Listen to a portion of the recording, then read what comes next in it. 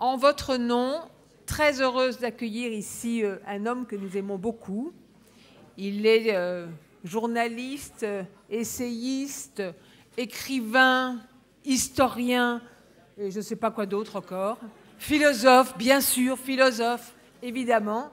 Et je suis très très heureuse d'accueillir ici en votre nom Jean-François Kahn, que j'appelle à ce pupitre.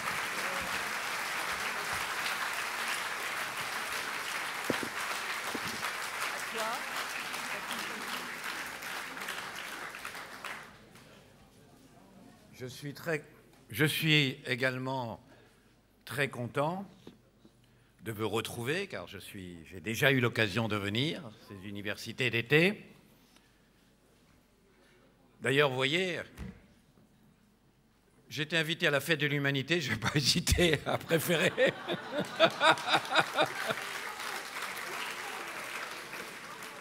Pourtant, il y a plus de merguez là-bas qu'ici.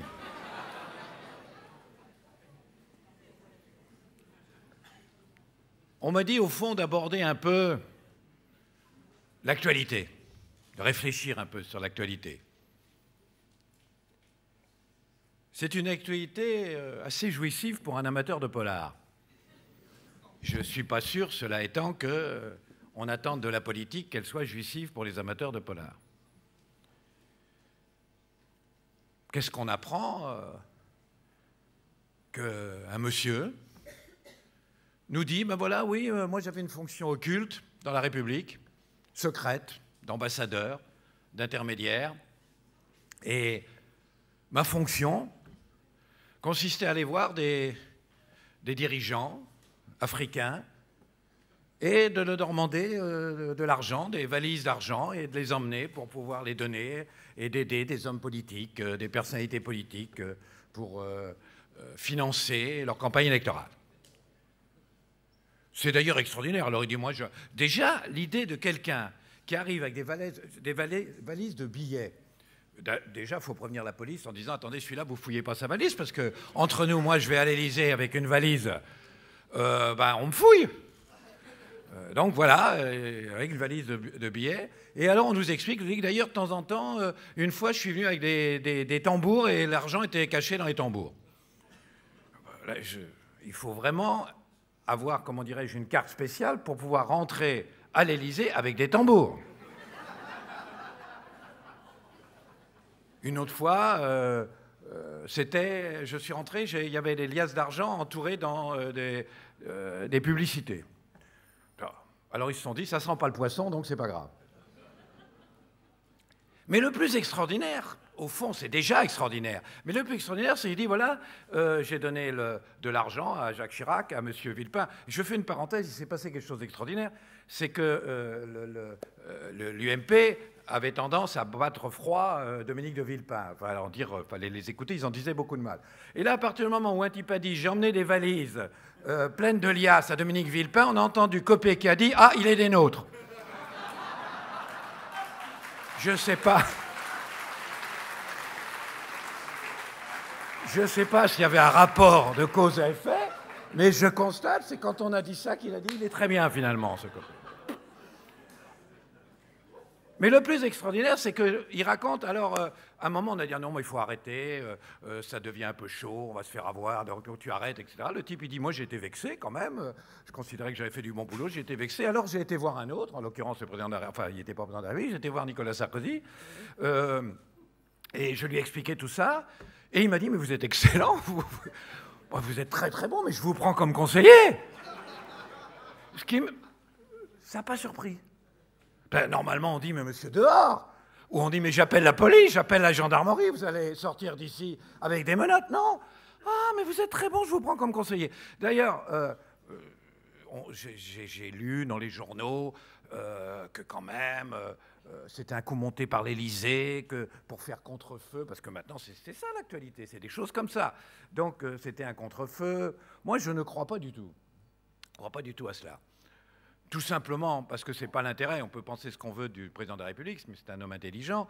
Et ce n'est pas son intérêt, d'abord, en effet, qu'on se dise, mais donc voilà, il l'a pris comme conseiller. Mais surtout, quand un type vous dit, pendant 10 ans, j'ai clandestinement j'ai, en dehors des lois, transporté de l'argent noir, à tout point de vue, pour corrompre, pour violer la législation, pour etc. Et vous êtes président de la République et vous ne le dénoncez pas à la justice? Et vous ne demandez pas une enquête? C'est impossible. Donc, c'est évident que ce n'était pas un intérêt, et je ne crois pas du tout que le président de la République a supposé que ces révélations soient vraies, naturellement, puissent être à l'origine de cela. Alors voilà, on apprend ça, après on apprend qu'un livre, qu'en fait il n'était pas le seul, que des gens comme ça, qui font l'intermédiaire. On croit qu'il y a des ministres, qu'il y a des conseils de ministres, qu'il y a des gens qui ont des fonctions officielles. Ben non. En vérité, il y en a, on ne connaît même pas leur nom, mais enfin, ils sont considérables. Ils sont ambassadeurs, plénipotentiaires, intermédiaires, camouflés, clandestins, secrets. Bon. Est-ce que c'est normal? On a même appris. Des fois, parfois, je suis très étonné de constater la différence entre ce qui fait beaucoup de bruit, qui explose, et ce qui n'en fait pas. Parce que, bon, c'est vrai que cette affaire-là... c'est un peu croustillante, mais on a quand même appris que de 2007 à 2010, la France, une société française, une société liée à Bull, certains services de renseignement de l'armée, avec donc l'assentiment et le feu vert des pouvoirs publics, organisé pour le compte de Kadhafi, l'espionnage de l'ensemble de la population libyenne. On a quand même appris ça. Et que la personne qui a conclu le marché, qui était l'intermédiaire, et qui a touché pour cela 10 ou 20 millions d'euros, eh bien, c'était le même Takieddine, qui est un grand ami de M. Guéant, etc., même Takieddine, dont on dit qu'il avait conclu l'affaire des sous-marins de Karachi. L'espionnage de la population libyenne pour le compte de Kadhafi, avec l'autorisation des plus hautes autorités. Donc voilà, il y a là quelque chose de... C'est la normalité de ces révélations. C'est au fond le fait que tout le monde se dise, au fond on le savait, mais c'était connu. Il n'y a aucune révélation là-dedans. C'est ça qui, quelque part, est préoccupant. Alors, je n'insisterai pas là-dessus, encore que c'est quand même incroyable, les sommes, parce que du coup, vous avez M. Guérini, on a l'impression que c'est un malfrat pour opérette provençale, en comparaison. Et l'autre, là, de l'héros, dis donc, avec ses 50 000 euros pour consommation de pizza aux ordres de la Fédération socialiste, ça a l'air d'un gagne petit. Mais vous allez me dire, oui, pour lécher les babines, on ne devrait pas, avec ces affaires qui sont plutôt minables, c'est versé dans l'anti-sarkozysme. Encore que, c'est d'ailleurs, entre parenthèses, encore que c'est étrange parce que officiellement, ça vise Villepin et Chirac. Mais ça fait rien, ça apparaît quand même comme l'anti-Sarkozy, ce qui est quand même intéressant. Mais justement,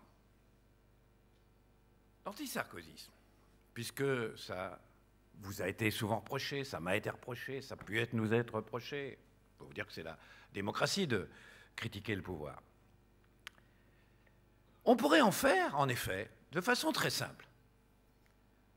C'est que si on avait de la politique, une conception polémologique, purement, allez, tous les moyens sont bons et que le meilleur gagne.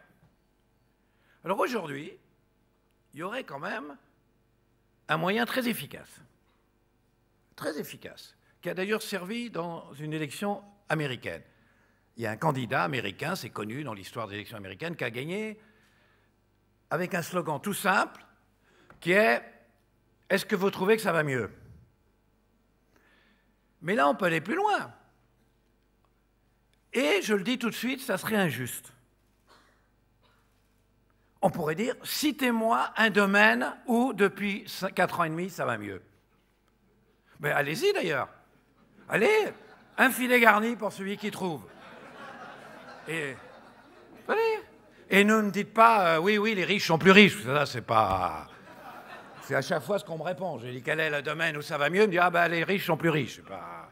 Mais c'est pas simplement le chômage, les déficits, la dette, la croissance, le commerce extérieur qui bat tous les records. Bon, très bien, c'est vrai, il y a la crise. Mais même, est-ce que la France est plus unie? Est-ce que vous sentez que depuis 4 ans, le moral de la nation a remonté? Est-ce que les inégalités, quelquefois les crises provoquent, pour le coup, enclenchent un processus égalitariste, puisque les riches sont censés perdre leur fortune? Il y a eu un progrès de l'égalité. Voilà. C'est curieux, personne ne m'a encore cité. Citez-moi un domaine où ça va mieux. Le sport. Mais là, c'est pas la conséquence d'une loi ou d'une décision d'État. Et moi, je pense que c'est injuste de dire ça. Pour le coup, je le pense. Entre parenthèses, si l'UMP était dans l'opposition, ils le diraient, car ils l'ont toujours dit. Je me souviens 93, où comme aujourd'hui, tout n'était pas la faute du gouvernement. Dieu sait que j'ai condamné un certain nombre d'initiatives du gouvernement, mais il y avait la crise. Je peux vous dire, quand on écoutait les responsables de l'UMP ou à l'époque du RPR, ils disaient ce que je viens de vous dire. Tout va plus mal. Et alors, c'était la série, il déroulait. Ça va mieux, ça va mieux, ça va mieux, ça va mieux. Donc, en effet, on peut le faire. Et ça serait incroyablement efficace. Et en effet, ça ne serait pas juste. Ça ne serait pas juste parce qu'il y a la crise. Ça ne serait pas juste parce que, oui, ce qu'ils ne disaient pas, moi je le dis, nous le disons, il faut le dire, il n'est pas responsable de tout. Et que, en Espagne social-démocrate, en Grèce social-démocrate, la situation est extrêmement difficile et dure. Mais en revanche, s'il serait injuste d'utiliser ce moyen, fût-il d'une efficacité terrible, car on ne trouvera pas en effet un domaine où ça va mieux. En revanche, ce qu'on peut dire, c'est quand a-t-on autant menti? Quand a-t-on autant menti?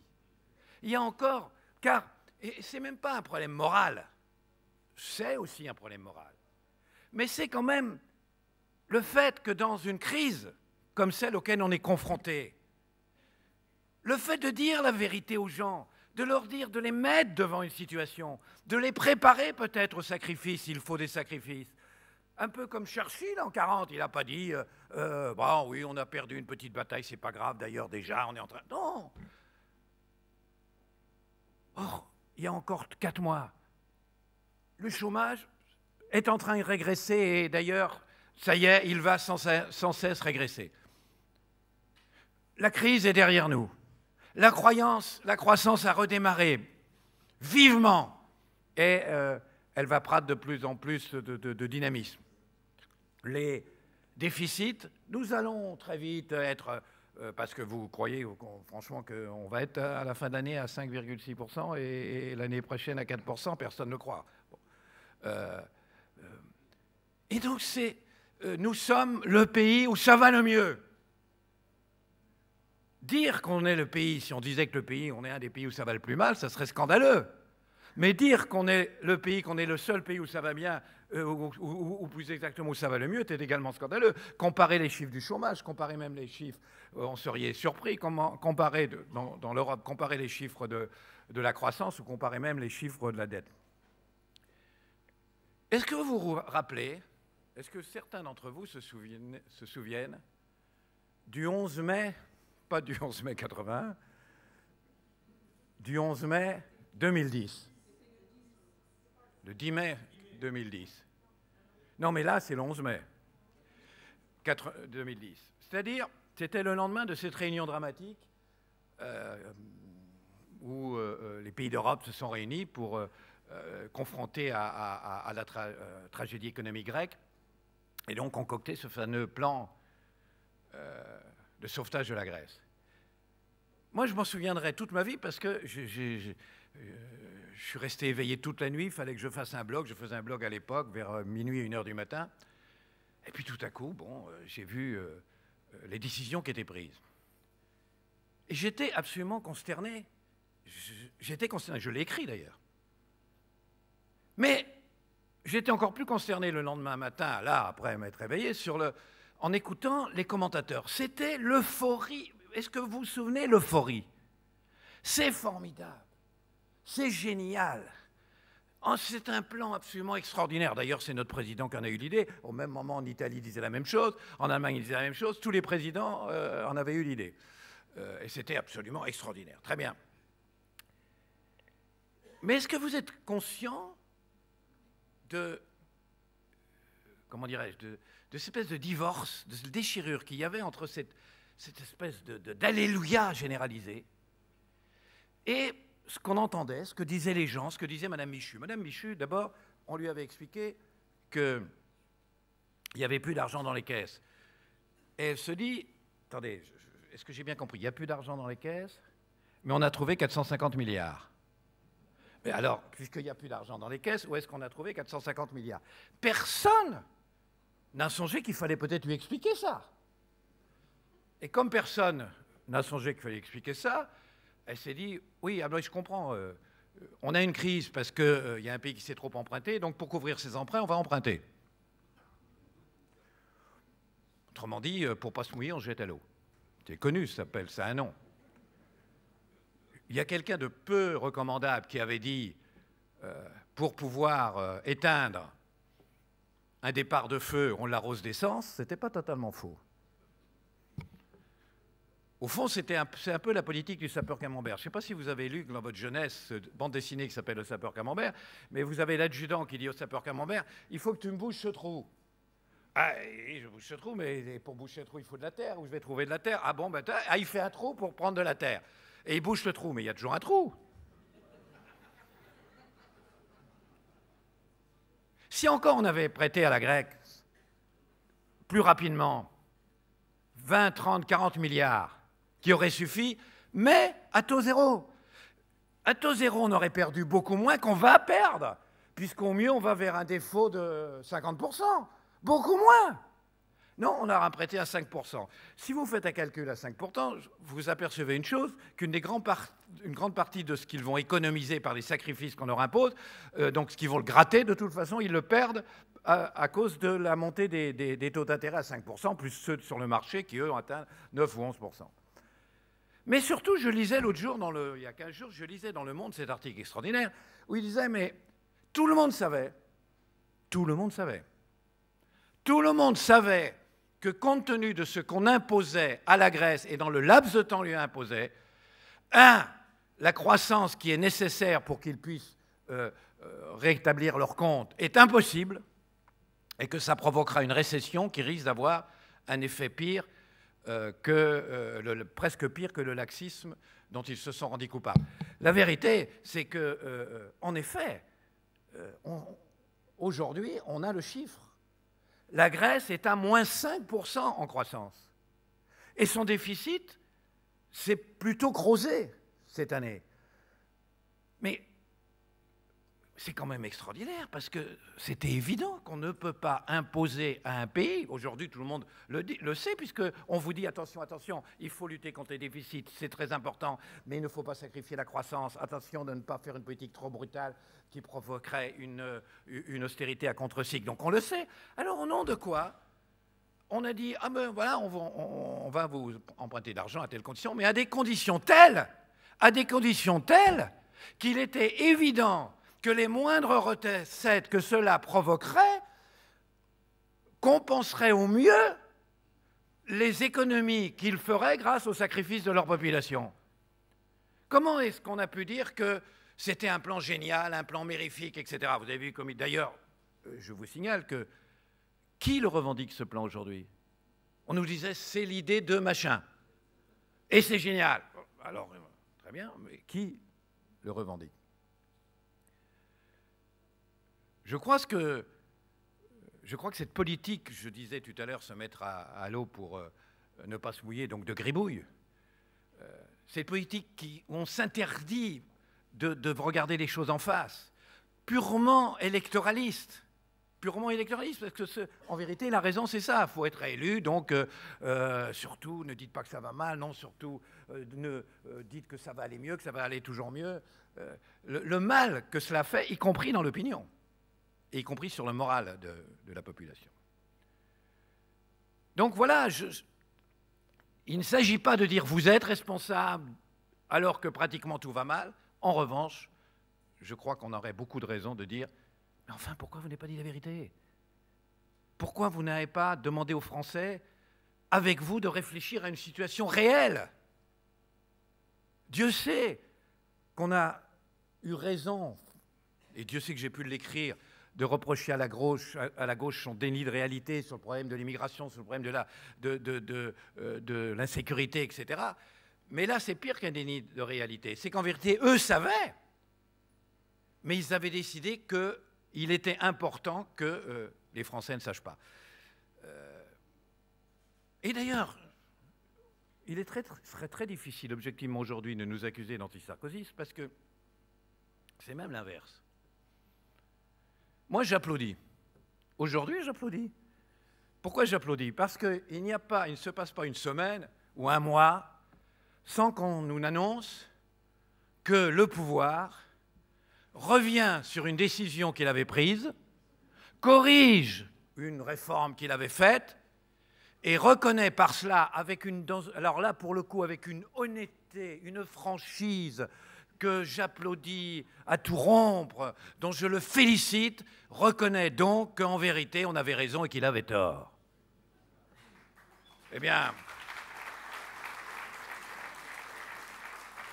c'est vrai sur les mesures qui ont été prises et qui ont creusé les déficits, c'est vrai sur le bouclier fiscal, c'est vrai sur cette décision, je crois que je vous en ai parlé un jour, absolument inouïe, qui est d'exonérer de charges fiscales les heures supplémentaires. Moi, j'ai été patron pendant 22 ans, finalement. 22 ans. Si on vous dégrève de charges fiscales les heures supplémentaires, ben vous avez tout de suite compris. Ça veut dire que vous n'avez plus intérêt à créer un emploi, puisque ça va vous coûter plus cher que si vous n'en créez pas et que vous augmentez au contraire les heures de travail. Bon, évidemment, 1, ça comble le déficit, 2, ça aggrave le déficit de la sécurité sociale, et 3, dans une période comme celle que nous traversons, ça joue contre l'emploi. Donc voilà, ils le reconnaissent aujourd'hui, il y a un rapport parlementaire, ils vont corriger, etc. Le truc des intérêts d'emprunt, la loi sur le commerce. Il y a une commission parlementaire qui a fait le point sur la loi sur le commerce qui laisse présager qu'évidemment ils vont la réformer. Je dirais même d'une certaine manière que je crois que tout ce qui se passe prouve que lorsqu'on disait que recevoir Kadhafi et dérouler le tapis rouge ou inviter Bachir el-Assad au 14 juillet, l'inviter, je n'étais pas contre l'inviter, mais à la tribune officielle le 14 juillet n'était pas une très bonne idée, n'était pas des idées très décentes. Ben voilà, je pense qu'il est très difficile aujourd'hui de dire « Ah mais non, mais c'était par esprit critique exagéré ». Vous vous souvenez de ce qui est arrivé à la pauvre Ramayad. Et donc finalement, mais la vérité, c'est qu'on a essayé de leur rendre service. C'est que franchement, on n'a pas arrêté tout ce qu'ils reconnaissent aujourd'hui être une erreur. Tout ce qu'ils corrigent, au point que la politique actuelle, et je l'applaudis, consiste à corriger les erreurs d'hier. Tout cela, mais il faudrait mieux quand même prendre des réformes intéressantes, utiles, efficaces contre la crise que de ne pas investir toute son énergie dans la correction des erreurs d'hier. Franchement. Or, si on nous avait écoutés, ils n'auraient pas corrigé les erreurs d'hier, puisqu'ils ne les auraient pas commises, puisqu'on leur a expliqué que c'était des erreurs. Donc on a été... Je crois que la justice voudrait dire... Écoutez, on a eu tort, on vous a accusé d'antisarkozisme, mais vous avez été formidable. Vous avez fait en sorte qu'on ne se plante pas. Vous avez tout fait pour qu'on n'accumule pas les boulettes. Vous avez tout fait pour qu'au contraire, on prenne les bonnes mesures qui aujourd'hui nous seraient favorables et nous permettraient peut-être même de gagner les élections. Ils devraient nous décorer. En fait, moi, je me parle même à mon nom personnel. Entre nous, j'ai ayant dénoncé tout ce dont ils reconnaissent aujourd'hui que c'était des erreurs qui leur fait du tort, vous remarquerez que c'est quand c'est moi qui étais vraiment sarkozyste et c'est Étienne Moujotte qui était un anti-sarkozysme primaire.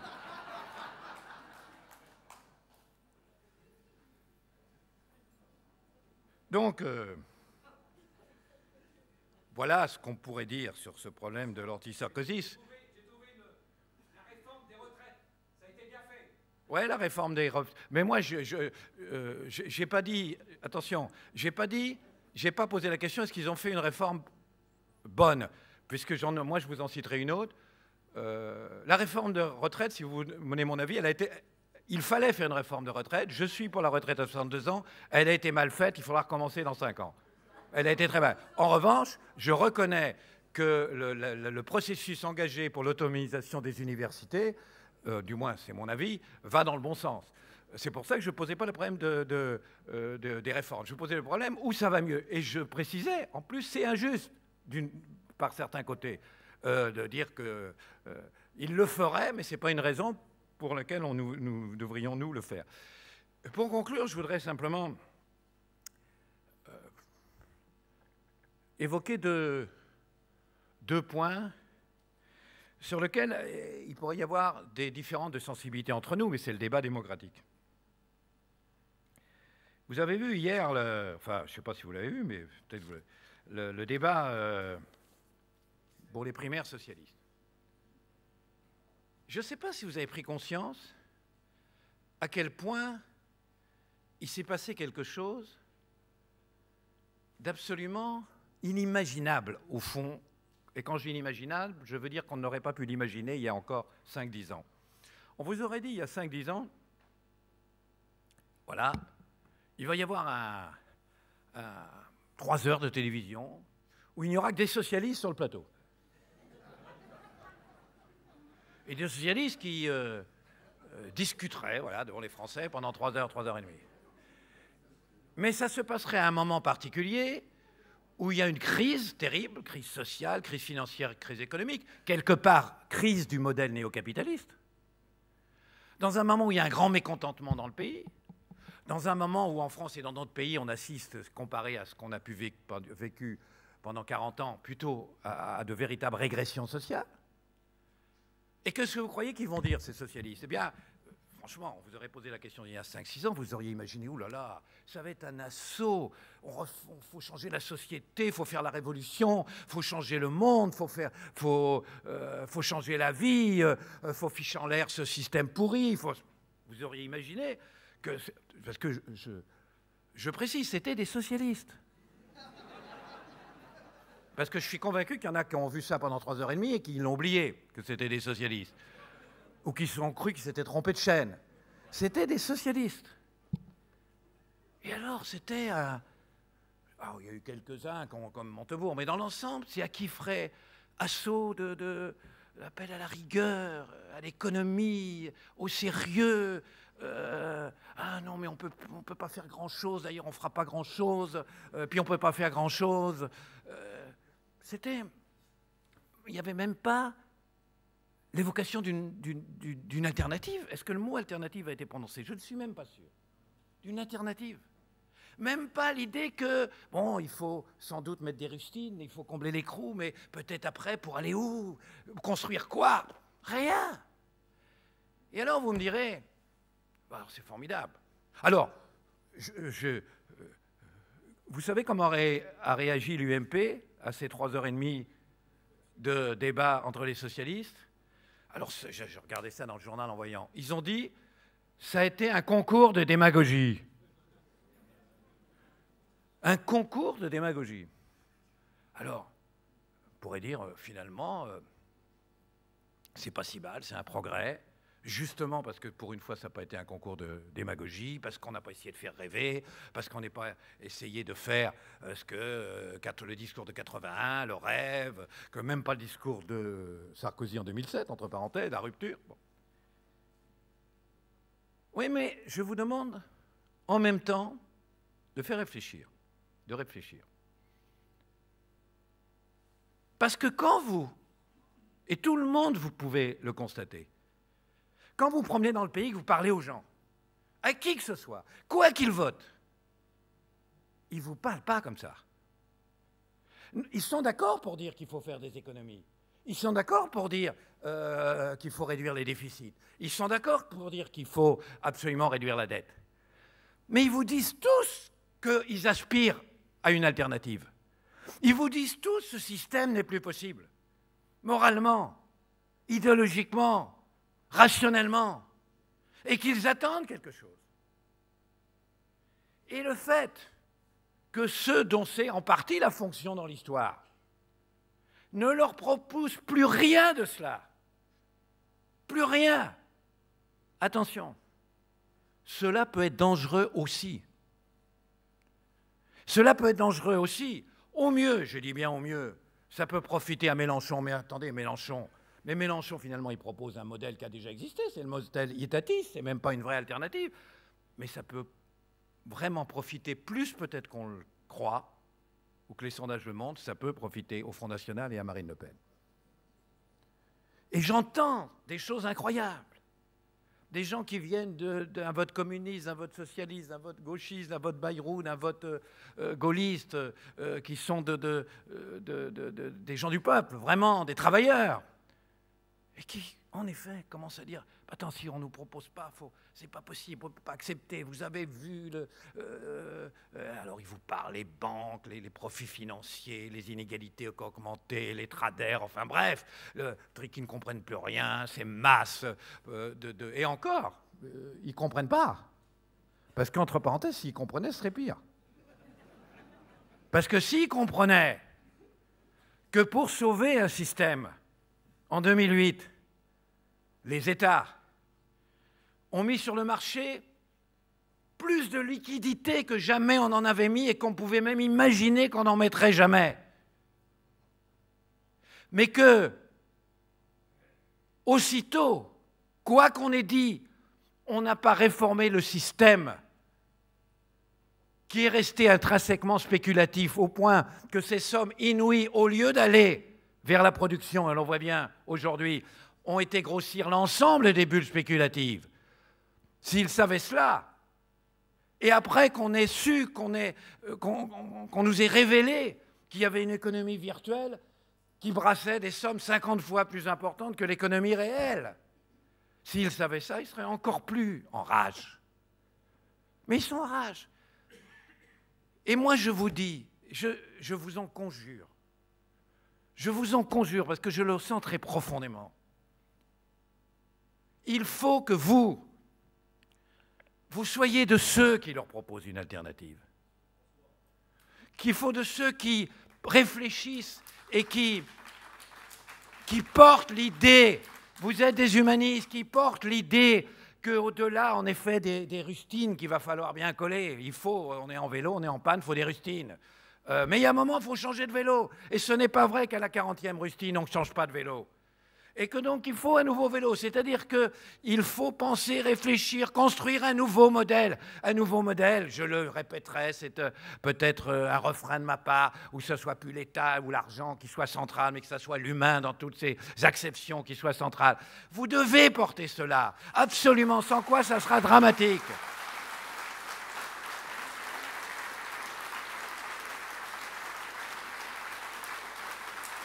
Quand vous entendez M. Hollande,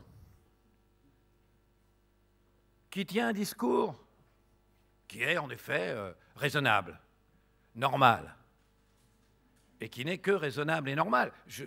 Personnellement, je vous dis franchement, je trouve que chez les socialistes, c'est sans doute le candidat le meilleur, le plus efficace, mais normal, efficace. En effet, il n'y a plus d'alternative, on ne fait plus rêver, il n'y a plus rien, il faut réduire les déficits, etc. Et que de l'autre, même ça, même le presque rien est considéré à l'autre côté comme démagogique. C'est quand même la première fois dans l'histoire que le rien est considéré comme démagogique. Ce qui veut dire que ceux qui considèrent le rien comme démagogique proposent moins que rien. Donc, si vous avez d'un côté quelqu'un qui vous propose rien face à quelqu'un qui vous propose moins que rien, ce n'est pas vrai que vous pouvez vous définir en vous disant « je suis au milieu ».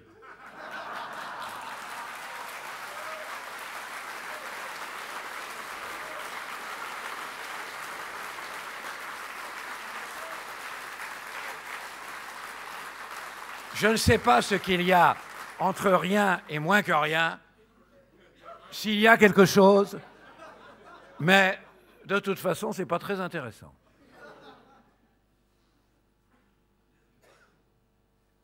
Ce n'est pas au milieu qu'il faut être, je le répète, c'est en avant. C'est-à-dire, ce dont on a besoin, c'est un dépassement. Ce dont on a besoin, c'est une espérance. Ce dont les gens ont besoin, c'est, oui, une alternative. C'est vers où on va, comment on y va. Ils ne croient plus, en effet, c'est vrai, au discours de droite et de gauche. Mais justement, s'ils n'y croient plus, le problème n'est pas, excusez-moi de vous choquer si je dis ça, au centre de deux propositions auxquelles on ne croit plus. C'est d'opposer à ce à quoi on ne croit plus quelque chose auquel on croit.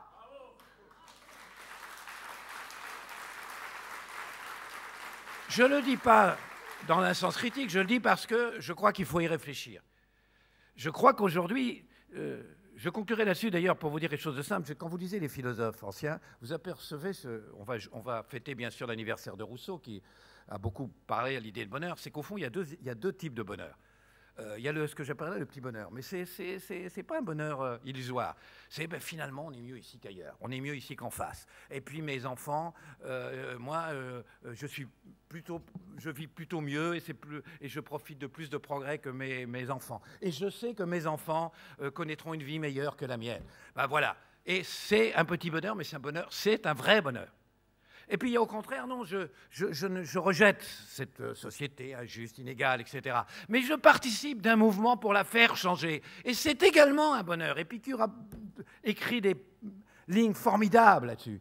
Mais quand, comme je l'ai vu, vous dites à des gens, à 600 personnes dans une salle, est-ce que vous pensez qu'il faut garder la société telle qu'elle est, comme ça, elle est telle, la rafistoler ici, etc. Si vous pensez qu'il faut la garder, levez la main, et que personne lève la main. C'est jamais arrivé, personne lève la main, avant 40-50% relevez la main. Mais que quand vous leur dites, mais est-ce que vous croyez qu'on peut la changer, qu'un autre modèle est possible, personne ne lève la main non plus. C'est-à-dire qu'il n'y a plus la source de ce petit bonheur et de ce grand bonheur, d'aucun bonheur, alors c'est un malaise terrible. C'est le malheur qu'on ressent en soi, et c'est ça qui débouche sur des votes extrémistes, des votes de renfermement, des votes de défiance. Alors vraiment, je vous demande, pour moi c'est essentiel de réfléchir à ça. Il faut porter quelque chose qui enthousiasme. Ça ne veut pas dire démagogique, pas du tout, il faut dire la vérité.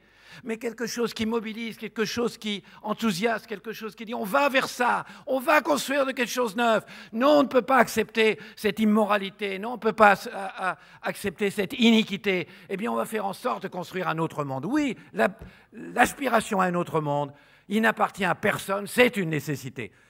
Dernier point, moi je ne vais pas insister là-dessus parce que ça semblerait du faillotage, mais il est incontestable qu'aujourd'hui, n'importe qui est honnête, et je ne parle pas simplement des politiques, je parle des journalistes, qu'est-ce que j'ai pu être confronté à des journalistes sur des plateaux de télévision, qui disent, ah, vous soutenez François Bayrou en 2007, vous, etc. C'est trop drôle, comment parce que pour lui, on est premier et second, et même si avec 19% on est troisième, ce qui était inouï, 19% personne n'irait imaginer. On va faire rien troisième, ça n'existe pas le troisième dans notre système bipolaire absolument infernal. Mais qui peut nier aujourd'hui qu'un certain nombre de choses qui sont devenues des évidences, que ces mêmes journalistes disent, répètent, qu'il l'a dit le premier, qu'il l'a dit avec force, pas simplement...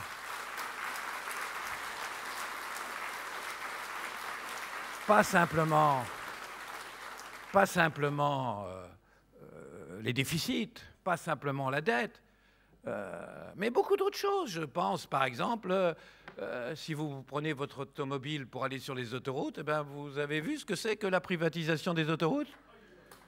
Eh bien, il est un des rares à avoir dénoncé courageusement la privatisation des autoroutes. L'affaire Tapie. Enfin, heureusement qu'il l'a dit, il y aura au moins des gens qui l'ont dit. Enfin, bref. Et donc, je comprends tout à fait, et c'est normal, il a été d'ailleurs le premier à en parler, qu'il soit favorable au concept de règle d'or. D'ailleurs, qui peut être en désaccord avec l'idée de règle d'or, à savoir qu'il faut absolument, absolument, qu'on réduise nos déficits parce qu'il faut déduire nos dettes. Le pire, c'est d'ailleurs pas les déficits, c'est la conséquence des déficits, c'est la dette. J'irai même plus loin. Il y a même quelque chose d'un peu bizarre dans le fait de dire la règle d'or, ça doit être qu'on doit revenir à 3% de déficit par rapport au PIB et qu'on doit passer 3% de PIB. Parce que je vous signale que si vous voulez combler la dette, réduire la dette, ce n'est pas 3% de déficit qu'il faut faire, c'est de l'excédent pour utiliser l'excédent pour rembourser la dette. Si vous faites 3% de déficit par rapport au PIB année après année, vous serez dans les clous et vous aurez augmenté la dette. Alors, sauf si vous dites qu'il faut que la dette ne doit pas dépasser 60%. Mais justement, je vous signale qu'une règle d'or, ça existe déjà. Elle est extrêmement contraignante. Ça s'appelle le traité de Maastricht. Vous avez vu ce qu'on en a fait. C'est 3%, 60%. Non, le problème, c'est la constitutionnelle. Et en plus, je ne fais pas mienne la critique socialiste qui dit « Attendez, vous êtes un peu gonflé, vous avez comblé les déficits comme on ne l'a jamais fait. » C'est vrai, d'ailleurs. Je vous rappelle un petit événement. C'est surréaliste d'y réfléchir, de se souvenir de ça. Jospin, pendant 2 ans, alors, il faut dire que la situation, il y avait une croissance et la situation est favorable, mais Jospin, pendant 2 ans, a réduit les déficits. Il y a eu une réduction pendant 2 ans sous Jospin et une réduction pendant 1 an sous Villepin. Est-ce que vous vous souvenez comment le RPR à l'époque, ou déjà l'UMP, je ne sais plus, avait réagi au fait qu'il y avait eu un début, pendant 2 ans, de réduction des déficits? Est-ce que vous vous souvenez? Ils ont dit, c'est une honte, il y a une cagnotte. Non mais c'est incroyable quand même. C'est-à-dire que les mêmes qui donnent des leçons, qui ont dit ah, la rigueur, lorsqu'en effet il y a eu une baisse des déficits, ils l'ont stigmatisé en disant que c'est une honte, qu'il y avait une cagnotte et qu'on la cachait, quelque part on la cachait pour que le peuple ne le voit pas et n'en profite pas, parce que c'était ça l'idée. C'est incroyable. Ouais. Donc, mais c'est le problème de la constitutionnalisation, de mettre la règle d'or dans la Constitution. Je vous dis, je disais, je ne ferai même pas la critique de dire ils ont tellement comblé les déficits que c'est un peu gonflé maintenant, ils se présentent en père la vertu, etc. On peut dire, bah tant pis, certes vous avez creusé les déficits, certes vous avez fait une politique absolument démentielle qu'on a payé cher, mais si vous êtes revenu à la raison, et si vous reconnaissez votre erreur, ça simplement on pourrait peut-être leur demander de reconnaître leur erreur en passant, ça c'est vrai, et que maintenant vous revenez à une politique rigoureuse, on ne va pas vous condamner en disant « Ah, qu'est-ce qu'il disait hier ?» Non, on le fait, l'intérêt national, l'intérêt du pays. C'est le problème de la constitutionnalisation qui, moi, me chiffonne. Parce que, aujourd'hui, qu'est-ce qui fait qu'on a ce méfiance vis-à-vis des politiques? Qu'est-ce qui fait qu'il y a ce malaise? Qu'est-ce qui fait que les gens s'abstiennent? Qu'est-ce qui fait que les gens sont dans ce scepticisme ou ce repli sur eux? C'est l'idée que on ne peut plus rien faire. D'abord, il y a la mondialisation. Ça, on ne peut pas parce que c'est les marchés. Ça, on ne peut pas parce que c'est les critères de Maastricht. Ça, on ne peut pas parce que c'est l'Europe. Ça, on ne peut pas parce que... Voilà. On leur a mis ça dans la tête. Alors qu'on peut, bien sûr. Qu'on peut beaucoup. Moi, j'ai eu l'occasion de le dire. Là, il n'y a jamais eu une mondialisation plus totale, plus radicale que l'Empire romain à son zénith. Un empereur, une langue, une architecture, une religion, partout, sur tout le monde connu. Bon, franchement, ça n'a pas empêché 12 un peu farfelus de foutre tout ça en l'air parce qu'ils ont dit « aimez-vous les uns les autres ». Et c'était dans une région très périphérique. On n'imaginait pas qu'il se passerait quelque chose là. Ce n'est pas la mondialisation qui les a écrasés, c'est eux qui ont modifié radicalement la mondialisation. Parce que c'est une faute de dire la mondialisation ne permet pas, c'est l'inverse. Tout ce qu'on peut faire d'innovant, tout ce qui peut faire qui est une réponse adéquate aux problèmes auxquels on est confronté, sera mondialisé. C'est l'inverse. D'ailleurs, on le voit bien avec le mouvement des indignés, d'une certaine manière. Ça se passe là, 15 jours après, ça se passe dans 6 pays. Et là, c'est purement négatif. Mais si on construit quelque chose de neuf, Si on ose proposer quelque chose de neuf, oui, ça sera mondialisé. Donc elle n'empêche rien. Mais les gens leur ont mis ça dans la tête. Et là, si vous ajoutez le fait que la politique monétaire, la politique budgétaire, etc., vous la constitutionnalisez, donc ça ne dépend plus des électeurs, ça ne dépend plus du suffrage universel, j'ai peur que ça ajoute à cette idée, ça ne nous concerne plus. On a fait cette erreur qu'on a dénoncée, que vous avez dénoncée, François Bayrou a dénoncé, c'était courageux, peut-être pas assez fort, d'accepter en catimini, sans référendum, une constitution que les Français en majorité avaient repoussée. Ça a fait un mal terrible. Partout, je l'entends, partout. Ah, on devait demander notre avis, on a dit non, vous avez envoyé balader, alors maintenant, hein, vous n'avez pas encore... Bon. Terrible. Et donc, je crains que les gens disent ça ne nous concerne pas, ouais, c'est dans la Constitution. Et puis, qu'est-ce que vous allez dire à quelqu'un qui va vous dire, oui, c'est vrai, c'est pas normal un déficit de plus de 3%. C'est vrai. Alors, on va l'interdire dans la Constitution. Mais attendez, un chômage de plus d'1 million de personnes, c'est absolument pas normal.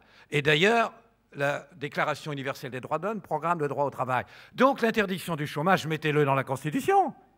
Et si vous leur dites que vous acceptez de mettre l'interdiction du déficit, mais pas l'interdiction du chômage, il y a un problème. Et puis, dernier argument, si vous prenez la politique de Sarkozy depuis qu'il est arrivé au pouvoir, vous prenez 2008, 2007-2008, il creuse les déficits de la façon dont vous savez, pour rendre service à ses copains. Il avait tort. Il est responsable et il avait tort. Et c'était grave. L'année d'après, il creuse encore les déficits. Et il avait tort et c'était grave. Et c'est sa faute. Mais la troisième année, la crise, où là, il creuse encore plus les déficits. Parce que l'économie allait s'écrouler. Mais il avait raison. Là, il avait raison. Dans un cas, c'était le mauvais déficit. C'était le déficit de distribution ou de cadeaux, le déficit des niches. Mais dans l'autre, c'était un déficit de production, un déficit de défense de l'économie. Ce n'est pas la même nature des déficits. Un jour, quand il a fait l'emprunt, moi j'étais moins sévère que d'autres contre l'emprunt. Quand il a fait l'emprunt, Guénaud l'avait dit. Il y a déficit et déficit. Il avait raison. Là, il faut reconnaître que dire un déficit égale un déficit, c'est mauvais dans tous les cas, mais ce n'est pas de la même nature. Et donc, qu'est-ce qui va se passer si, en effet, tout à coup, il y a ce qui se passe en Grèce, avec leur moins 5, moins 6%, c'est-à-dire une récession absolument terrible. À ce moment-là, ou bien vous dites, attendez, il y a la récession, donc là, on est obligé de faire du déficit. Et on dira, ben voilà, c'est anticonstitutionnel. Alors vous imaginez la radicalité que prendra le débat. Ou alors on dira, et à mon avis c'est ce qu'on dira, on dira oui, mais c'est ce qu'on a dit pour Maastricht, on est dans une situation particulière, il faut absolument relancer, il faut faire des grands travaux, il faut que c'est, et bon, ben, tant pis pour la constitutionnalisation. Mais sauf quand c'est dans la Constitution et que ça voudrait dire violer la Constitution. Je ne dis pas que ce que je dis, que j'ai 100% raison. Je ne dis pas que, bon, ben voilà, je vous ai démontré que c'est absurde, comme disait, c'est Delors qui vient dire que c'est un piège à con, la règle d'or. Je dis, il y a un débat. Et je vous demande de réfléchir quand même à ce débat sur le fond. Oui, il faut une règle d'or. Est-ce qu'il faut la constitutionnaliser? Comment? Je pense que ça pose problème et qu'il faut y réfléchir. Donc voilà ce que je voulais vous dire pour essayer de participer à vos débats. Et j'espère que, pas simplement 2012 et qui gagnera pas, je sais qui vous souhaitez qui gagne.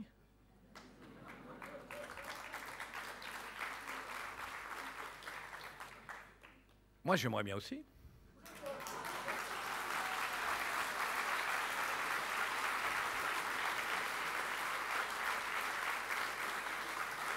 Mais au-delà de cela, au-delà de la conjoncture politique, les alliances, pas les alliances, celui-là, cela, vraiment, mais prenez bien conscience qu'on est devant une situation de mutation dramatique. Pas mutation dramatique parce qu'il peut y avoir des mutations formidables, parce que toute mutation, même si elle conduit à quelque chose de plus fort, est toujours dramatique, est toujours vécue dramatiquement. On est confronté à une énorme mutation dramatique, à une crise. Vous vous rendez compte que si demain on a et on aura tous les chiffres qu'on nous donne sont faux, et vous le savez qu'ils sont faux. Et demain, on va avoir, en effet, une croissance au mieux très très faible, et peut-être même, étant donné l'effet cumulatif de chaque plan d'économie sur l'autre au niveau européen, qu'on peut avoir même une récession. Sauf qu'on n'a plus l'argent qu'on a mis après la première. Sauf qu'on ne peut plus faire ce qu'on a fait dans la première. Et que donc, plus ça va, plus ou bien les gens, encore une fois, baisseront les bras, se replieront sur eux-mêmes, sur leur corporatisme le plus égoïste, voire rallieront les démagogues les plus fous, que sais-je. Soit ils attendent, soit ils aspireront de plus en plus à ce qu'on leur donne une issue globale. On va où? Qu'est-ce qu'on construit quoi? On ne peut plus rester comme ça, non seulement parce que c'est injuste, non seulement parce que c'est inhumain, non seulement parce que c'est immoral, mais parce que c'est irrationnel totalement, ça ne tient pas debout. Tous les gens qui, aujourd'hui à la radio, écoutent, entendent ce qu'on leur dit, au-delà de tout ce que je viens de dire, ils disent, mais ça ne tient pas debout. Comment pouvez-vous défendre l'Union soviétique? Pourquoi? Ce n'est pas parce que c'était totalitaire, et ce n'est pas parce que c'était inacceptable sur le plan des libertés, etc., qu'elle s'est effondrée, malheureusement. Elle s'est effondrée quand même leur propre système était devenu attentatoire à leurs valeurs et à leur cohérence. Il n'y a pas de système qui peut tenir quand il est évidemment attentatoire à ses valeurs et à ses cohérences. Et les gens découvrent, quoi qu'ils pensent, que notre système est devenu attentatoire à sa cohérence, à sa logique, à ses valeurs. Il faut donc proposer quelque chose. Si personne ne le fait, et si ceux dont c'est la fonction ne le font pas, essayez d'être parmi ceux qui le font. C'est vraiment la patrie, c'est la nation, c'est la République qui vous le demande.